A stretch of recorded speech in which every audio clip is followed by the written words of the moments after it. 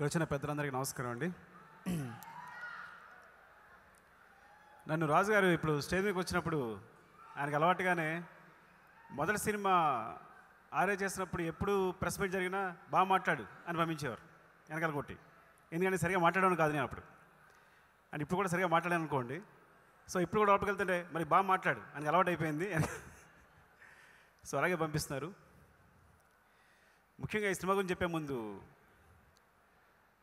శేఖర్ కమల్ గురించి చెప్పాలి. అంటే తన ఫేస్ చూస్తే ఒక ప్రేమ కలుగుద్ది, అంత ప్యూర్గా ఉంటుంది తన స్మైల్, కానీ అంత స్వచ్ఛంగా ఉంటుంది. తన సినిమాలు చూస్తే ప్రేమ పుడుతుంది. నేను ఒక విషయంలో బాగా జలస్ అవుతుంటాను శేఖర్ని చూసి. ఎలా అంటే పెద్ద సినిమాల్లో బాహుబలి ఎలా తీయలేనో, చిన్న సినిమాల్లో ఫీల్ గుడ్ సినిమాల్లో హ్యాపీ డేస్ లాంటి సినిమా నేను తీయలేను.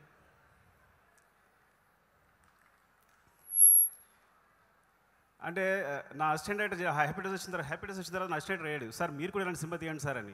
చాలా సిగ్గు అనిపించింది. ట్రై చేశాను, 100%లో తీశాను.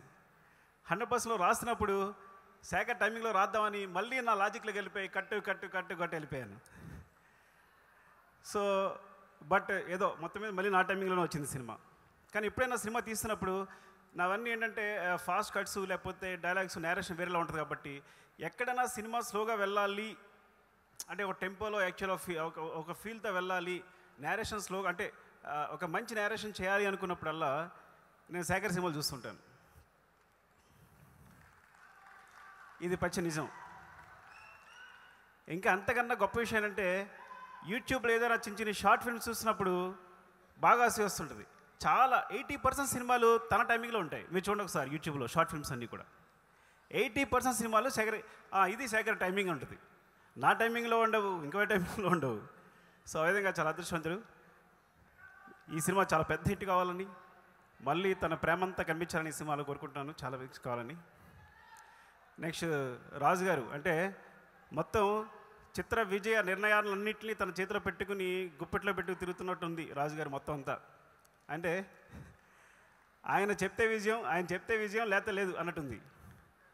అంటే మనల్ని నడిపించేది ఎప్పుడు కూడా జీవితంలో సక్సెస్ అనేది బాగా నమ్ముతాను. ఎవరైనా సరే పెద్ద హీరోలు అవ్వచ్చు, ఇప్పుడు మెగాస్టార్లు అవ్వచ్చు, లేకపోతే పెద్ద డైరెక్టర్లు అవ్వచ్చు, లేకపోతే సీతారాం శాస్త్రి గారు అవ్వచ్చు, ఏమన్నా సాంగ్స్ అవ్వచ్చు. అన్నీ క్రియేటివిటీ మీద డిపెండ్ కావు, జడ్జిమెంట్ మీద డిపెండ్ అవుతాయి. అంటే ఇది బాగుంది బాగోలేదనే విషయం మీద సక్సెస్ డిపెండ్ ఉంటుంది. అంటే ఒక సినిమా సంబంధించి దాని మీద డిపెండ్ అయ్యే ఫ్యామిలీకి సంబంధించి ఎంతమంది భవిష్యత్తుని ఒక రాజుగారు డిసైడ్ చేస్తున్నారు, ఇది బాగుంది బాగోలేదని ఒక విషయంతో.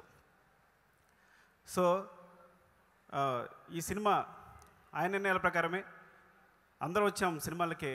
మేమందరం కూడా అంతమంది డైరెక్టర్లను పరిచయం చేశారు. నిజం కూడా రాజుగారు లేకపోతే నేను ఈ స్థితిలో ఉండేవాడిని కాదు, నేను డైరెక్టర్ అయినవాడిని కాదేమో కూడా, అది వేరే విషయం, అది సెపరేట్గా చెప్తాం, అది వేరే విషయం.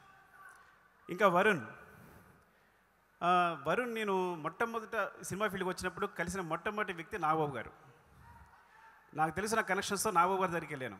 ఆయనకి ఒక కథ చెప్పాను, ఆయనకి నచ్చింది. వెల్కమ్ టు ద ఇండస్ట్రీ అన్నారు ఫస్ట్ మాట ఆయన నోట్లోంచి వచ్చింది.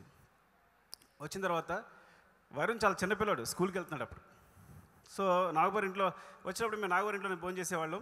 తను వాళ్ళ సిస్టర్ కూడా చాలా చిన్నపిల్లలు. సడన్గా ఇలా చూసేసరికి, ఇలా ఉన్న వరుణ్ని ఇలా చూసేసరికి షాక్ అయ్యాను. సో తను ఉన్నంత ఎత్తుకి ఎదుగుతాడని నేను బాగా అనుకుంటున్నాను. డెఫినెట్గా హైట్స్కి వెళ్తాడని. సో ఆ ప్యాషన్ ఉంది, అంతా ఉంది. ఇంకా గురుగారు సీతారాం శాస్త్రి గురించి, సార్ మీరుంటే మీ గురించి మాట్లాడకుండా ఉండలేము. ఎందుకంటే పాము లాంటి రాత్రి పడగరించిపోయింది, భయం లేదు నిద్ర ముసుగు తీయండి అని. అప్పటి వరకు నేను 12 గంటలు లేచేవాడిని, 9 గంటలు లేవడం మొదలుపెట్టాను, ఒక 3 గంటలు తగ్గించాను మీ పాట వల్ల. సో ఆ విషయం మీకు అప్పుడే రుణపడి ఉంటాను. సో ఇండస్ట్రీలో వచ్చినప్పుడు చూసిన వ్యక్తుల్లో మీరు చూసిన వెంటనే అంటే నేను ఒక చూడాలనుకున్న వ్యక్తి మీరే. వెళ్తే నా సీతారాం శాస్త్రి చూడాలి, ఆయనకి నమస్కరించాలి అనే ఒక విషయంతో మీకు ఇప్పుడు ఆ విషయం మీకు కూడా చెప్పాను ఎప్పుడైనా. థ్యాంక్స్ అండి. ఈ సినిమా చాలా పెద్ద హిట్ కావాలి. ఇంకేమైనా మర్చిపోయింటే క్షమించండి. చాలా పెద్ద హిట్ కోరుకున్నాను. All the best. Thank you.